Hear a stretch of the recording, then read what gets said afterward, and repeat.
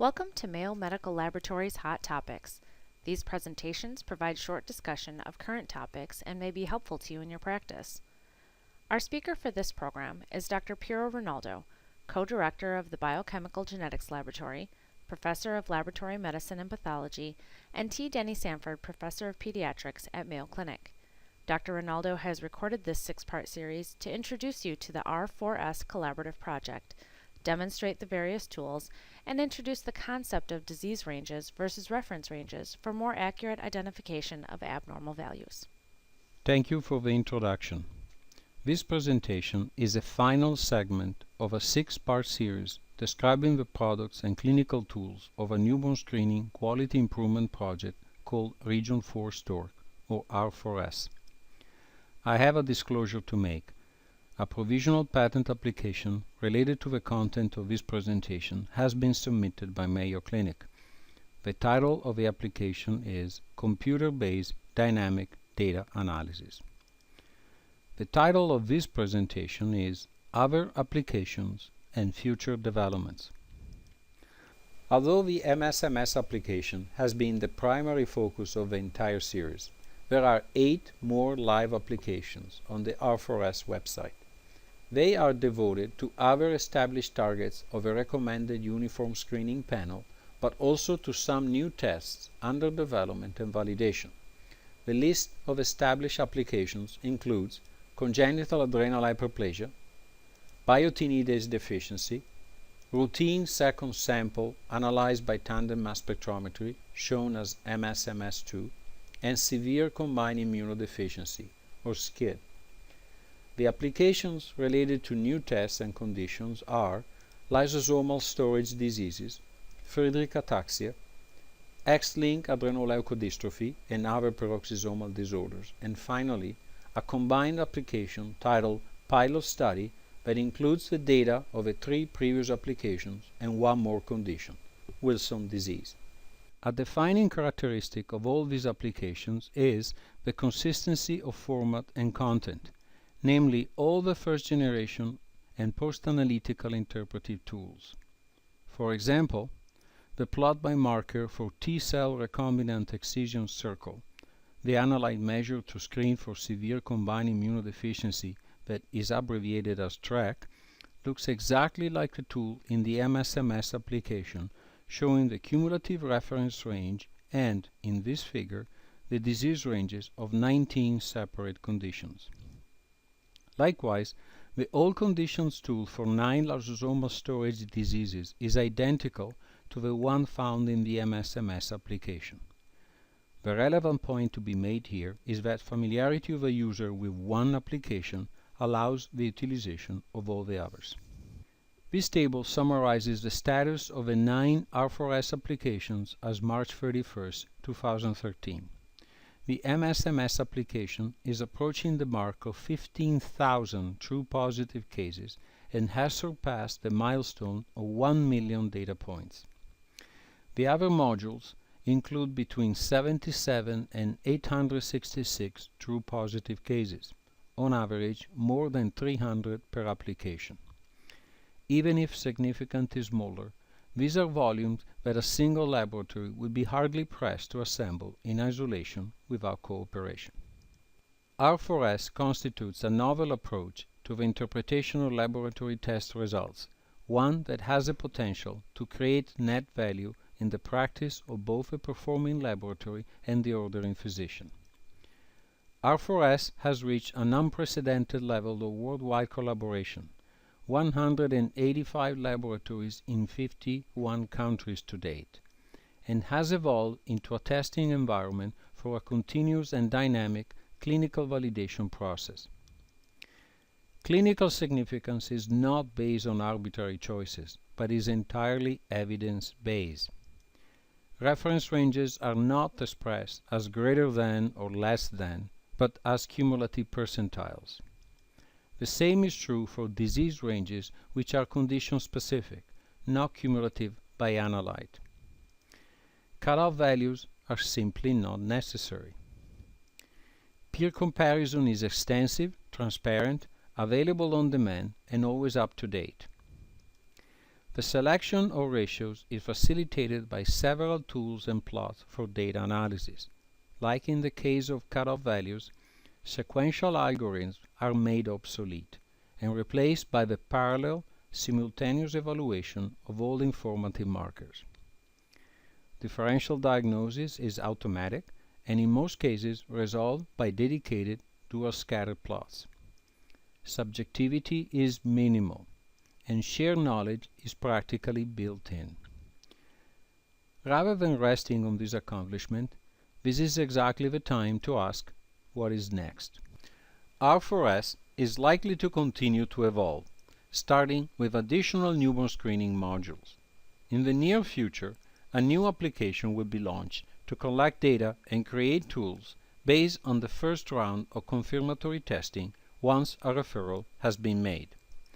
This application will be called Newborn Screening Short-Term Confirmatory Testing and will collect the data of a traditional test performed in plasma and urine for confirmatory purposes. When applicable, each condition will be split in two groups, true positives and false positives, to allow the creation of dual scatter plots targeting the differential diagnosis between them. In addition to new R4S applications, a new cluster called Clear 1.0 has been created. As described in the next slides, they cover other tests in clinical biochemical genetics, other specialties of laboratory medicine and pathology, and some basic research applications. Later in the presentation, version 2.0 of the software will be briefly introduced. This effort is driven by the belief that R4S tools are not just applicable to newborn screening, but they can provide useful answers to three basic questions in a broad spectrum of clinical circumstances.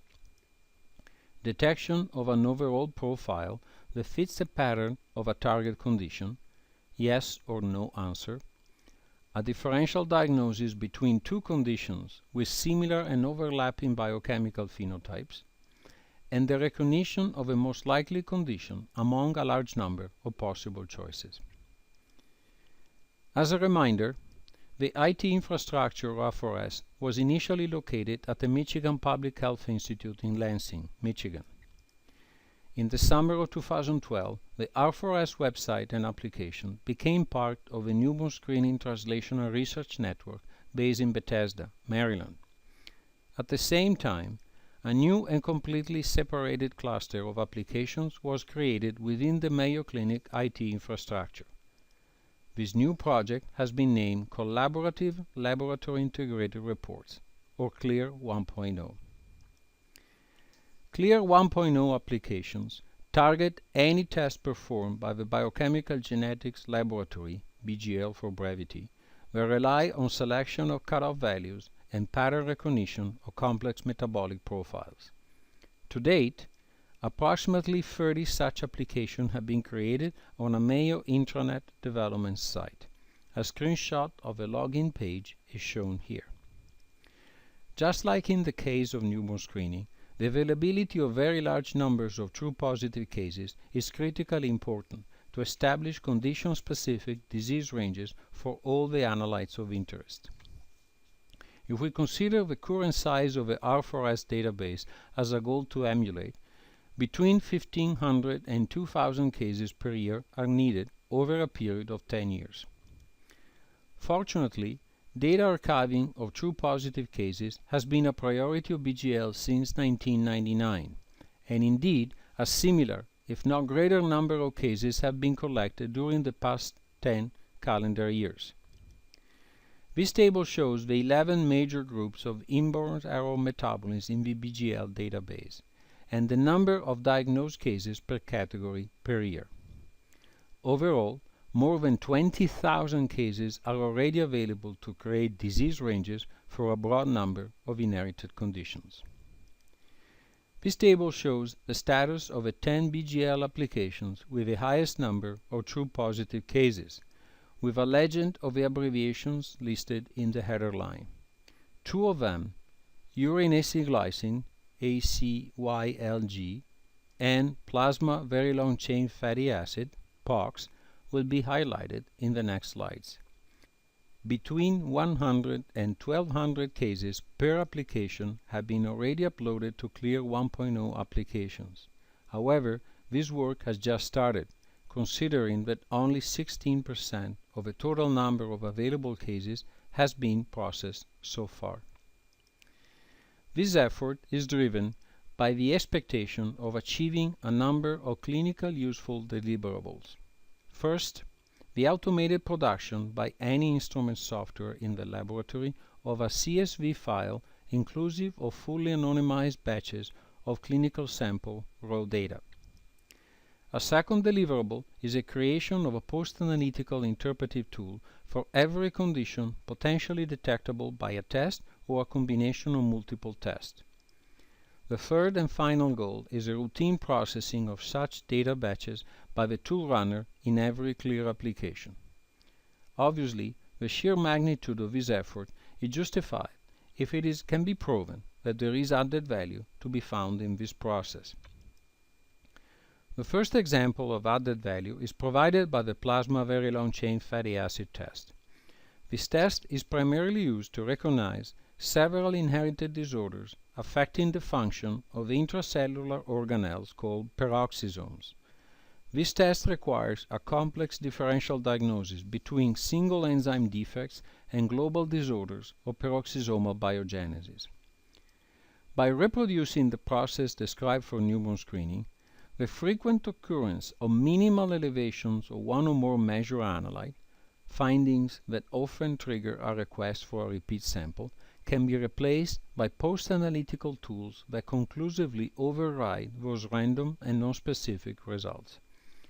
The improved specificity is not the only added value. Preliminary workload recording has shown a reduction of average review time by a laboratory director from 2 minutes to 12 seconds per test, a reduction of almost 99%. The same evaluation is underway for the urine acylglycine profile, another high-volume test where the utilization of a tool runner in routine daily practice is ready to be activated. It should be apparent that Clear could be used for any other multi-analyte test performed by a wide spectrum of clinical laboratories that require expert interpretation of complex profiles. Notably, the test catalog of the Department of Laboratory Medicine and Pathology at Mayo Clinic includes at least 463 tests with more than one reportable result. More than half of them actually include 5 or more markers. Finally, Clear could support the data collection, secure web-based sharing, and comparison between sites collaborating on research projects that include the characterization of biochemical phenotypes. To date, a dozen applications have been started already. New ones could be added almost instantly when a request is brought to our attention. Requests to activate a new Clear application, either clinical or research, have relatively simple requirements to be fulfilled, a list we call the starter kit. An application needs one or more content experts who are ready to assume the role of curator of a database. These individuals are given administrative access to the full arsenal of tools, including the tool builder. To populate the login icon, a short and long name are needed, for example, POX and plasma very long chain fatty acids. A description of the condition types, and again short, long name, and, if applicable, SNOMED codes of individual conditions which are the target of the application. Analytes can be sorted in categories called types. Again, full description and preferred abbreviations need to be provided. The individual analyte should also describe the unit of measurement and, if available, the login code on record that matches the unit and the specimen type. Once a framework of conditions and analytes has been set up, a process that could be completed very quickly for an application of average complexity using the administrative tools available on the website, the next step is to calculate and upload analyte percentile values or reference subjects. The final step is to enter one by one all available true positive cases. This process can be facilitated by semi-automated uploading of CSV files can be easily generated from available Excel spreadsheets. Post-analytical tools could be activated with data from as little as 5 cases. Obviously, much larger numbers are needed for a tool used to analyze prospective data in a clinical setting. A frequently asked question is if there is a limit to the number of analytes that could be added to a single application.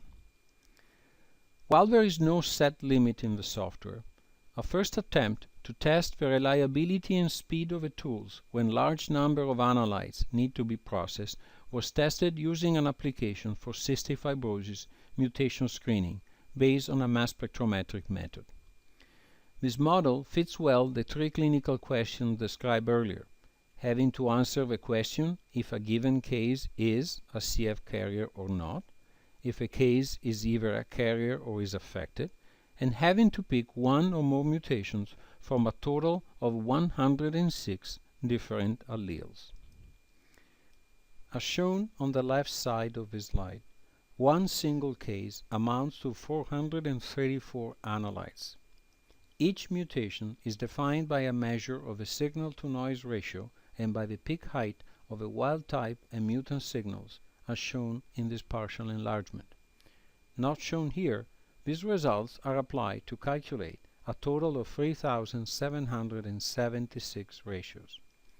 It is therefore legitimate to ask if a tool runner could process this amount of data on a routine basis. Including controls, one routine batch includes 48 specimens and more than 20,000 results. CF mutation screening is a high-volume test that requires the processing of more than 1,000 batches per year and more than 20 million results, not including the calculated ratios.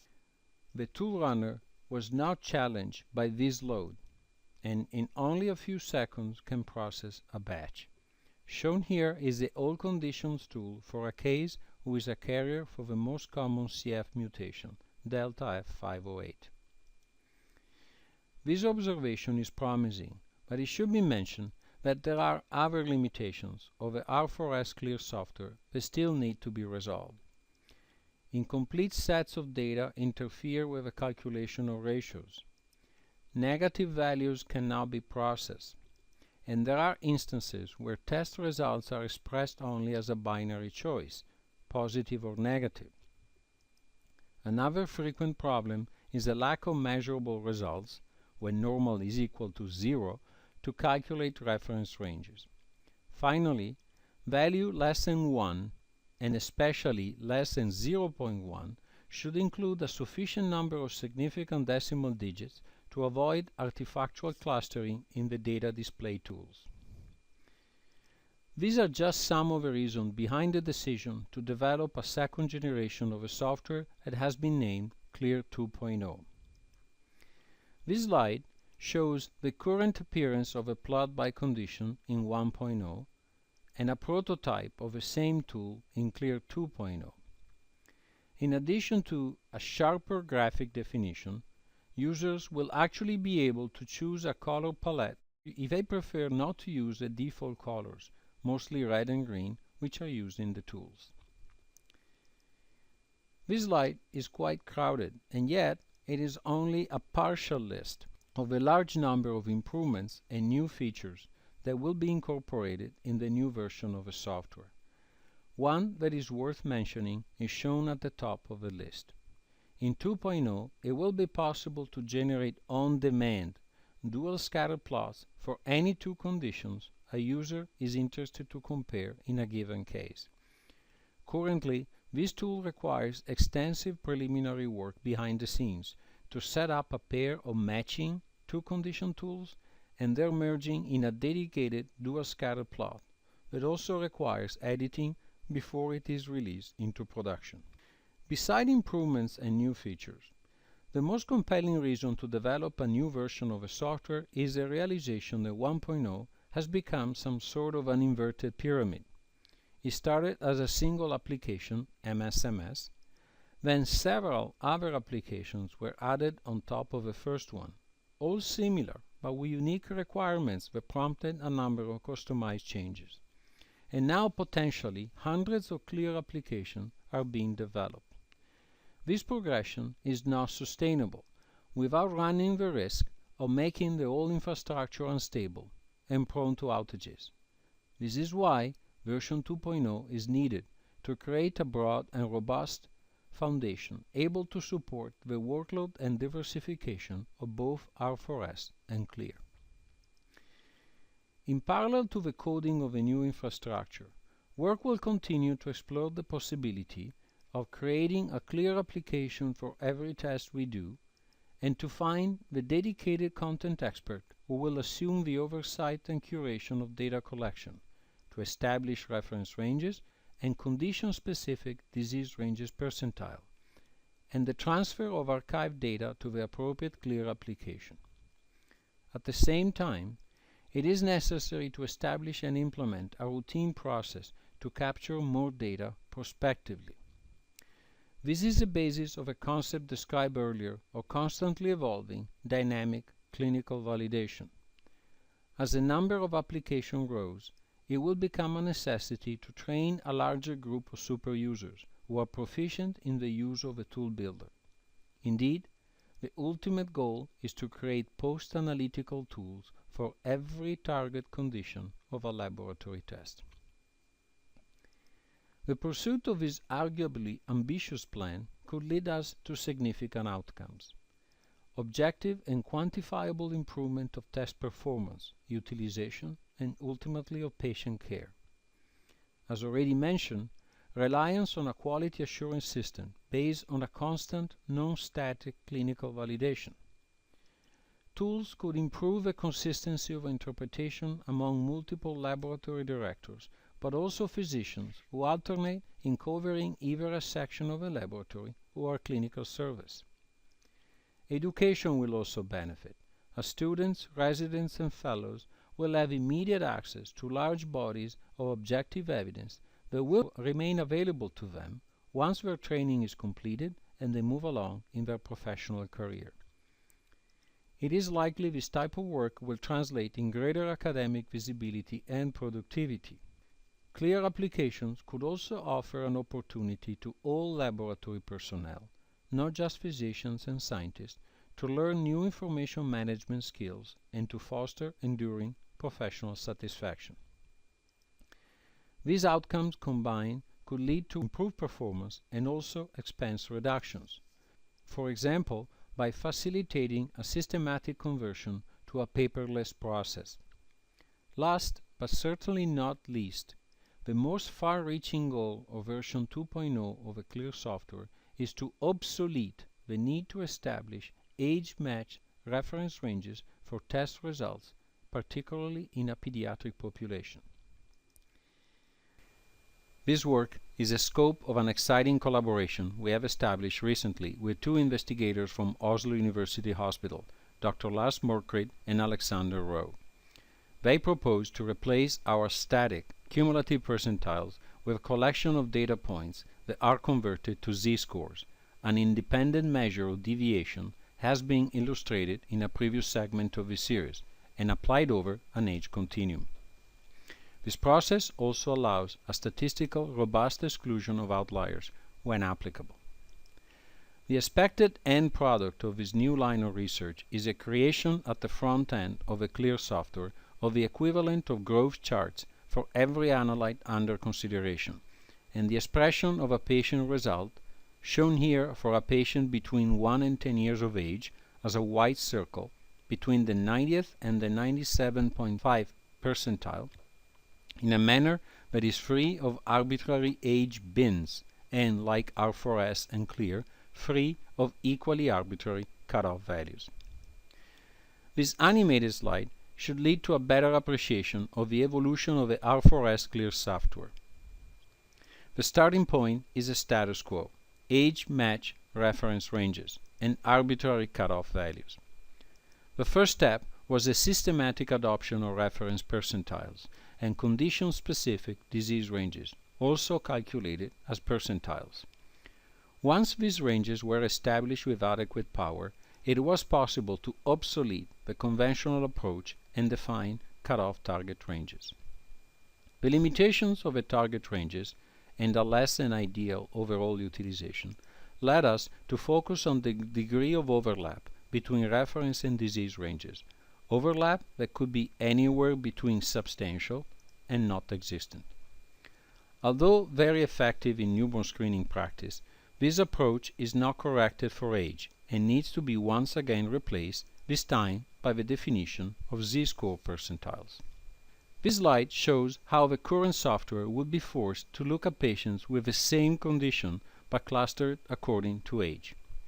Moreover, in the first generation of interpretive tools, the focus of data analysis had been on the range limits and the consequent estimate of a degree of overlap. In the next generation of tools, the focus will be placed on the degree of dispersion of the data within a single continuum age range. In addition to the significant advantage of eliminating the need to establish separate applications for different age ranges, preliminary evidence has shown that reference and disease percentile ranges will be segregated more effectively, leading to more sensitive and specific tools. Age is the most obvious, but just one of the covariates that the 2.0 software will be able to incorporate. This figure shows again the work of our colleagues from Oslo University Hospital, who were granted retrospective access to approximately 90,000 newborn screening results for the marker 17-hydroxyprogesterone. Correction for two additional covariates, birth weight and gender, in addition to age at collection, resulted in a very promising distribution of values that could lead to the selection of a single threshold through the continuum of birth weight values, the root cause of historically poor performance of newborn screening for congenital adrenal hyperplasia. In summary, CLEAR 2.0 will be capable to provide front-end correction of laboratory results for multiple covariates, will continue to foster worldwide collaboration and data sharing, and will enhance existing high-throughput data portals for batch data submission to the tool runner. In the end, a virtually unlimited number of web-based, always up-to-date and on-demand post-analytical tools will become available to a broad spectrum of users in clinical but also research practices. This is the conclusion of part 6 of the R4S series of Mayo Medical Laboratory Hot Topics and also of the entire series. I would like to acknowledge several individuals who have contributed to the work presented in this series, beginning with a team of programmers and code developers, particularly David McHugh and Greg Marquardt. The importance of a contribution by our Norwegian colleagues Lars Mørkrid and Alex Rowe cannot be overstated. I also want to recognize my BGL colleagues, laboratory directors, current fellows, and genetic counselors who have spent countless hours populating and testing applications as they became available. Many other individuals in BGL have also contributed, just too many to mention here. Finally, I would like to thank the MCSI scientific and technical publication team led by Denise Maisonner for their outstanding support and patience during the recording of this series. Please do not hesitate to contact us if you have any questions or requests related to the content of this presentation. Of course, we will be happy to provide a password to R4S to any interested new users. Just send a request to the email address rinaldo@mayo.edu. Thank you very much for your attention.